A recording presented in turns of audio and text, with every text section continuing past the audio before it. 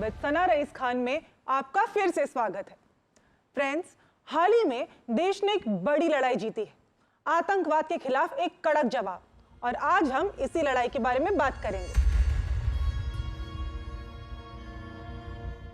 Act of war और war crimes का मतलब समझेंगे और देखेंगे कैसे ऑपरेशन सिंदूर ने भारत की नीति को ही बदल दिया। 6 मई की रात पहलगाम हमले का बदला लेने के लिए भारत की सेना ने ऑपरेशन सिंदूर को अंजाम दिया। पाकिस्तान के अंदर घुसकर टेरर कैंप्स को तबाह कर दिया गया। 100 से ज्यादा आतंकवादी मार गिराए गए। एक क्लियर मैसेज दिया गया that India will not stay silent anymore. लेकिन जब भारत ने टेररिज्म का जवाब दिया, पाकिस्तान ने इसे अपने ऊपर अटैक मान लिया और फिर शुरू हुई मिसाइल और ड्रोन अटैक्स की बारिश। लेकिन भारत ने हर बार पाकिस्तान को मुंह तोड़ जवाब दिया। एक न्यूक्लियर पावर होने के बावजूद पाकिस्तान को अपने ही घर में हरा दिया गया। इसी के बाद भारत ने डिक्लेयर किया, अब अगर कोई भी आतंकवादी हमला होगा तो उसे एक्ट ऑफ वॉर माना जाएगा। साथियों, आतंक के विरुद्ध भारत की लक्ष्मण रेखा अब एकदम स्पष्ट है। अब फिर कोई टेरर अटैक हुआ तो भारत जवाब देगा, पक्का जवाब देगा। आप सोच रहे होंगे कि एक्ट ऑफ वॉर होता क्या है, तो चलिए पहले इसके बेसिक समझ लेते हैं। दुनिया भर में जब दो देशों के बीच कोई मेजर डिस्प्यूट सॉल्व नहीं होता तो कभी कभी बात वॉर तक पहुंच जाती है। और इंटरेस्टिंग बात यह है कि कोई फिक्स रूल नहीं होता कि किस बात पे और कब वॉर स्टार्ट होगी। किसी भी कंट्री पर फोर्सफुली हमला करना, उसके बॉर्डर्स क्रॉस कर लेना या वहां के लोगों को डायरेक्ट थ्रेट देना, यह सब एक्ट ऑफ वॉर के कैटेगरी में आता है। सिर्फ वेपन्स का use he act of war नहीं है। फेमस इंटरनेशनल ज्यूरिस्ट हांस कैल्सन ने अपनी book principles of international law में लिखा है, ऐसी कोई भी एक्शन जिससे दो देशों के बीच शांति के रिश्ते खत्म हो जाए या आर्म्ड कॉन्फ्लिक्ट भड़क जाए, वो वॉर माना जा सकता है। सिंपल शब्दों में समझे तो एक्ट ऑफ वॉर का मतलब है एक ऐसा कदम जो किसी देश की सुरक्षा को डायरेक्टली चैलेंज करे और जिसकी वजह से वॉर लाइक सिचुएशन क्रिएट हो जाए। ये सिर्फ लीगल नहीं बल्कि डिप्लोमेटिक और स्ट्रैटेजिक लेवल पर भी बहुत सीरियस होता है। अब सवाल यह उठता है कि क्या हर आतंकवादी अटैक पर भारत वॉर डिक्लेयर करेगा? देखिए, जब दो देशों के बीच कॉन्फ्लिक्ट होता है तो पहले डिप्लोमेसी का रास्ता चुना जाता है। लेकिन अगर एक देश रिपीटेडली दूसरे देश की सिक्योरिटी को टारगेट करे तो डिप्लोमेसी फेल हो जाती है और फिर बारी आती है मिलिट्री एक्शन की। इंडिया की न्यू पॉलिसी के मुताबिक अगर किसी भी टेररिस्ट अटैक में पाकिस्तान का थोड़ा भी इन्वॉल्वमेंट मिला तो डायरेक्ट मिलिट्री रिस्पांस दिया जाएगा। इंडिया पहले वॉर स्टार्ट नहीं करेगा, लेकिन अगर सिचुएशन एस्केलेट होती है तो हम पीछे भी नहीं हटेंगे। और ये सिर्फ इंडिया का स्टैंस नहीं, इंटरनेशनल लॉ भी इस बात की परमिशन देता है। यूनाइटेड नेशंस चार्टर का आर्टिकल 2 कहता है, कोई भी कंट्री दूसरी कंट्री की टेरिटोरियल इंटेग्रिटी या पॉलिटिकल इंडिपेंडेंस के खिलाफ फोर्स का यूज नहीं करेगा। और आर्टिकल 51 बिल्कुल क्लियर है, अगर किसी कंट्री पर आर्म्ड अटैक होता है तो वो अपने डिफेंस में फोर्स का यूज कर सकता है। तो अगर पाकिस्तान से आतंकवादी भारत को नुकसान पहुंचाते हैं तो भारत रिटेलिएट करेगा और उसके कॉन्सिक्वेंसेस पाकिस्तान को ही भुगतने पड़ेंगे। आतंक के आकाओं को अब समझ आ गया है। भारत की ओर नजर उठाने का एक ही अंजाम होगा, तबाही। भारत में निर्दोष लोगों का खून बहाने का एक ही अंजाम होगा, विनाश और महाविनाश। आइए अब अपने अगले सेगमेंट की तरफ बढ़ते हैं, जहां हम उन लोगों की बात करेंगे जो वॉर का असली शिकार होते हैं। वॉर में कहते हैं कि किसी की जीत होती है तो किसी की हार, लेकिन हर वॉर में इंसानियत और सभ्यता की ही सबसे बड़ी हार होती है। जो लोग इनोसेंट होते हैं, ना जिनके हाथ में बंदूक होती है, ना कोई पॉलिटिकल एजेंडा, उन्हीं लोगों को सबसे ज्यादा पेन झेलना पड़ता है। उन पर अटैक होता है, उन्हें टॉर्चर किया जाता है और इसी टॉर्चर को, डिस्ट्रक्शन को वॉर क्राइम कहा जाता है। बट सबसे पहले सुनिए प्राइम मिनिस्टर मोदी का एक स्टेटमेंट। पाकिस्तान ने हमारे स्कूलों, कॉलेजों को, गुरुद्वारों को, मंदिरों को, सामान्य नागरिकों के घरों को निशाना बनाया। पाकिस्तान ने हमारे सैन्य ठिकानों को निशाना बनाया। लेकिन इसमें भी पाकिस्तान खुद बेनकाब हो गया। दुनिया ने देखा कि कैसे पाकिस्तान के ड्रोन्स, पाकिस्तान की मिसाइलें भारत के सामने तिनके की तरफ बिखर गई।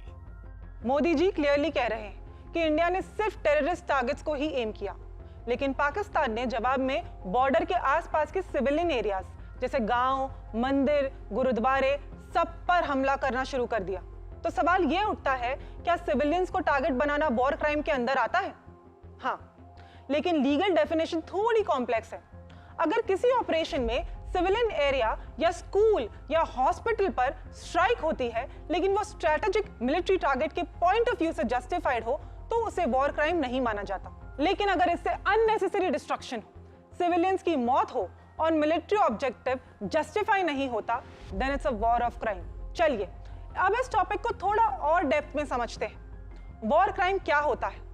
जब किसी वॉर के दौरान इंटेंशनली सिविलियंस को टारगेट किया जाता है या फिर प्रिजनर्स ऑफ वॉर, बच्चों और अनआर्म्ड लोगों के साथ अब्यूज, टॉर्चर या किलिंग होती है, ये सब वॉर क्राइम्स की कैटेगरी में आ जाते हैं।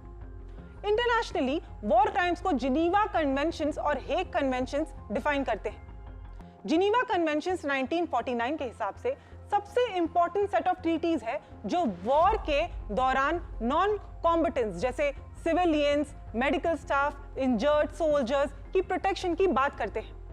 इसमें 4 मेजर कन्वेंशंस और 2 प्रोटोकॉल्स हैं। एग्जाम्पल के लिए, पहला जिनीवा कन्वेंशन इंजर्ड और बीमार सोल्जर्स को प्रोटेक्शन देता है। दूसरा नेवी और सी बेस्ड इंजर्ड लोगों के लिए, और तीसरा प्रिजनर्स ऑफ वॉर के राइट्स डिफाइन करता है। चौथा ऑक्यूपाइड सिविलियन पॉपुलेशन की प्रोटेक्शन करता है। हर देश ने जिनेवा कन्वेंशंस साइन किए हैं, तो अगर कोई भी देश सिविलियंस पर जानबूझकर अटैक करता है तो वो इन कन्वेंशंस का वायलेशन है और वॉर क्राइम के स्कोप में भी आता है। इंडिया में वॉर क्राइम की लीगल पोजीशन क्या है? अब हम बात करेंगे ऑफेंसेस अगेंस्ट द स्टेट के बारे में, जिसे भारतीय न्याय संहिता 2023 के सेक्शंस 147 से 158 तक कवर किया गया है।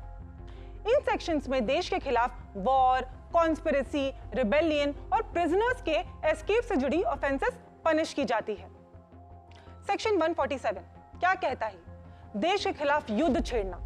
जो कोई भारत सरकार के खिलाफ युद्ध छेड़ता है या उसकी प्लानिंग या मदद करता है, उसको डेथ सेंटेंस या लाइफ इंप्रिजनमेंट और फाइन भी हो सकती है।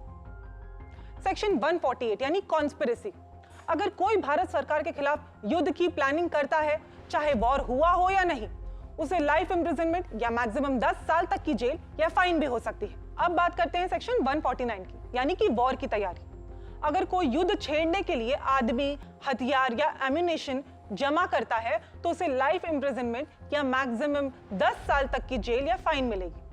सेक्शन 150 वॉर की प्लानिंग छुपाना। अगर कोई वॉर की प्लानिंग जानकर भी छुपाता है तो उसे मैक्सिमम 10 साल तक की जेल और फाइन हो सकती है। सेक्शन 151 राष्ट्रपति या राज्यपाल को धमकाना। जो कोई राष्ट्रपति या गवर्नर को फोर्स या धमकी से काम करने पर मजबूर करता है, उसे मैक्सिमम 7 साल तक की जेल या फाइन हो सकती है। सेक्शन 152 बगावत और देश विरोधी भाषण।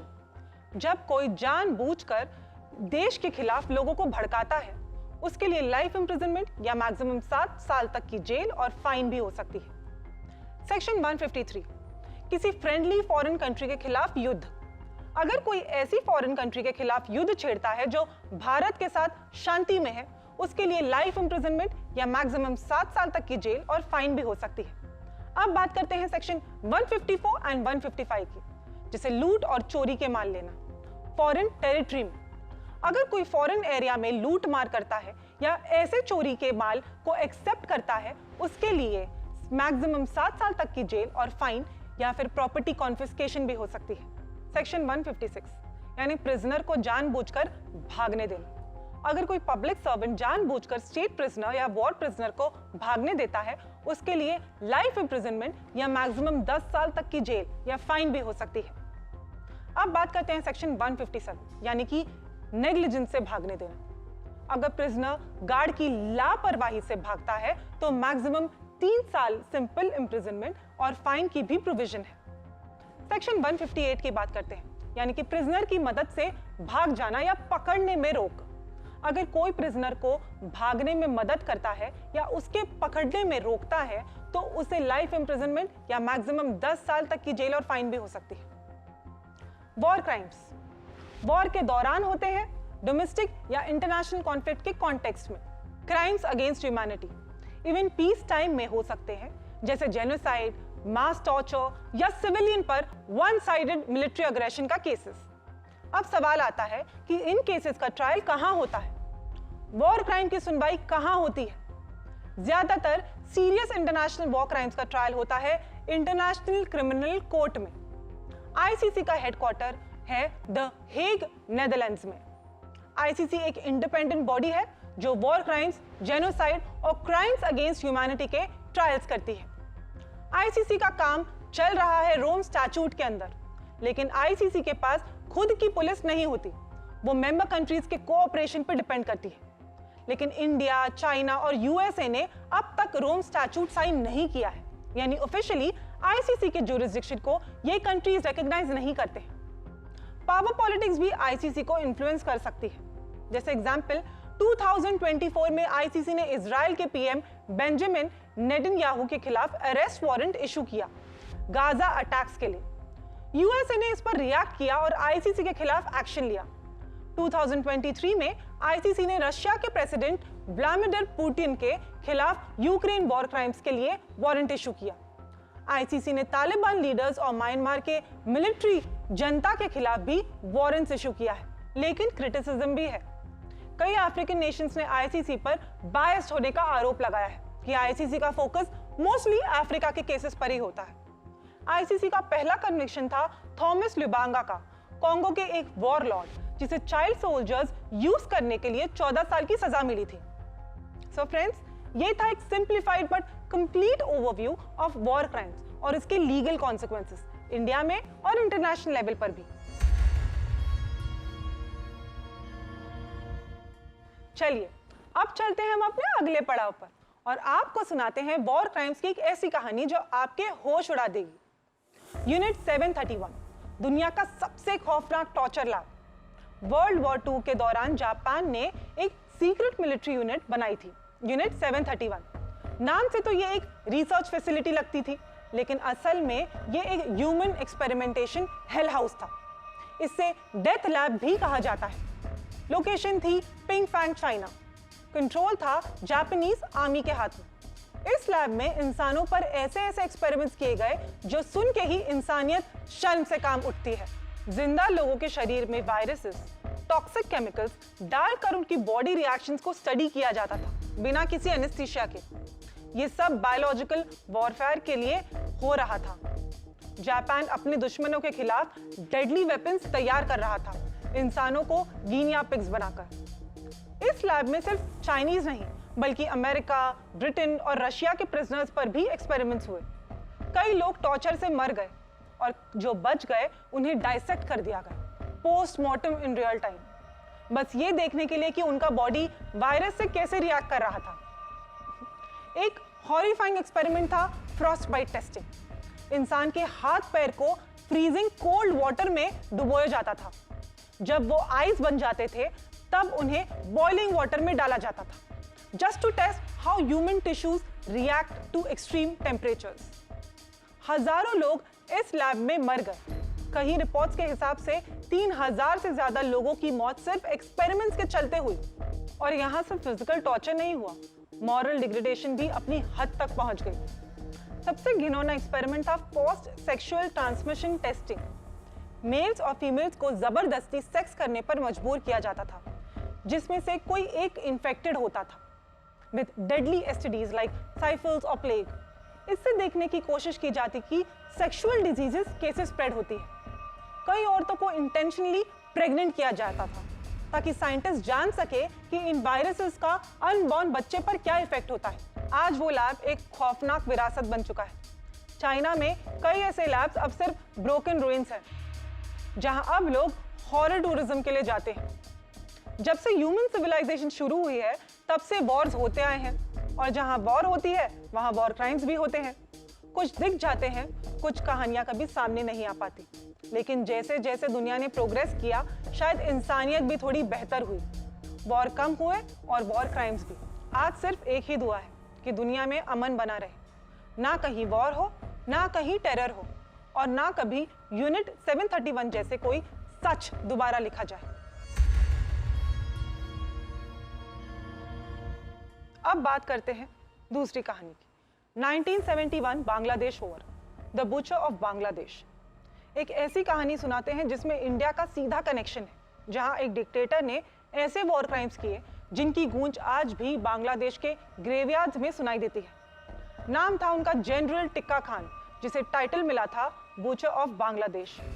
1971 में जब ईस्ट पाकिस्तान आज़ादी के लिए लड़ा तो पाकिस्तान आर्मी ने ऑपरेशन सर्चलाइट लॉन्च किया और सिर्फ कुछ दिनों में लैक्स ऑफ बंगालीज का खून बहा दिया। सिविलियंस, विमेन, चिल्ड्रेन, किसी को नहीं बख्शा गया।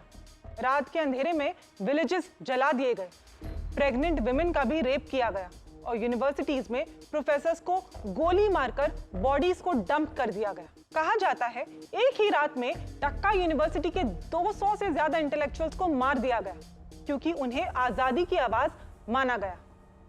इंडिया ने जब ये सब देखा तब प्राइम मिनिस्टर इंदिरा गांधी ने एक्शन लिया, और 1971 में इंडियन आर्मी ने बांग्लादेश की इंडिपेंडेंस सिक्योर करने के लिए फुल स्केल वॉर स्टार्ट किया। रिजल्ट, 90,000 पाकिस्तानी सोल्जर्स ने सरेंडर किया, जो था वर्ल्ड हिस्ट्री का biggest military surrender post world war 2। लेकिन क्या आपको पता है, ये वॉर क्राइम का डॉक्यूमेंटेशन तो हुआ, लेकिन किसी पाकिस्तानी जनरल को इंटरनेशनल कोर्ट ने कन्विक्ट नहीं किया। General tikka Khan not only escaped the trial, he became Pakistan's defense minister later. क्या ये जस्टिस है? ये था एक साउथ एशियन जेनोसाइड, जिसमें इंडिया ने तो अपना रोल निभा दिया, लेकिन दुनिया ने फिर भी खामोशी चुनी। अब वक्त है आपके सवालों का। एक दर्शक ने पूछा है कि क्या जंग के दौरान भारत में पकड़े गए किसी मिलिट्री ऑफिसर को टॉर्चर किया जा सकता है? नहीं, वॉर के दौरान इंडिया किसी भी कैप्चर्ड मिलिट्री ऑफिसर को टॉर्चर नहीं कर सकता। इसका रीजन है जिनीवा कन्वेंशन, जिसका इंडिया भी सिग्नेटरी है। ये इंटरनेशनल लॉ कहता है कि अगर किसी सोल्जर या मिलिट्री ऑफिसर को वॉर के दौरान पकड़ा जाता है तो उनके साथ इंसानियत के दायरे में ही रहकर पेश आना होगा। Torture, physical abuse, psychological pressure या इनह्यूमन ट्रीटमेंट बिल्कुल मना है। वो प्रिजनर ऑफ वॉर POW कहलाते हैं और उन्हें बेसिक ह्यूमन राइट्स मिलते हैं, जैसे कि medical treatment, proper food and shelter, communication with red cross, protection from violence और ह्यूमिलिएशन। अगर कोई देश इंक्लूडिंग इंडिया इन रूल्स का वायलेशन करता है तो वो वॉर क्राइम के अंदर काउंट हो सकता है, और उस पर इंटरनेशनल क्रिमिनल कोर्ट या यूनाइटेड नेशंस के लेवल पर भी एक्शन हो सकता है। तो सिंपल वर्ड्स में, नहीं, टॉर्चर करना अलाउड नहीं है। एनिमी सोल्जर के साथ भी ह्यूमन ट्रीटमेंट जरूरी है। सो फ्रेंड्स, जंग चाहे किसी भी देश में हो, दर्द हर इंसान को होता है, और जब वॉर क्राइम होता है तो सिर्फ लाश नहीं गिरती, कानून की नींव भी हिल जाती है। वॉर का असली जिम्मेदार वही नहीं होता है जो ट्रिगर दबाता है, बल्कि वो भी होता है जो जुल्म देखकर चुप रहता है। और कानून का काम सिर्फ इंसाफ देना नहीं, इंसानियत को जिंदा रखना भी है। हिस्ट्री को हम बदल नहीं सकते, लेकिन फ्यूचर में हम बदलाव ला सकते हैं, सिर्फ तब जब कानून बोलता रहे और इंसान चुप ना बैठे। आज के लिए इतना ही। In rule of law with Sana Raees Khan. I'll see you in the next episode. Until then, stay safe, stay aware, and let the law speak louder than fear.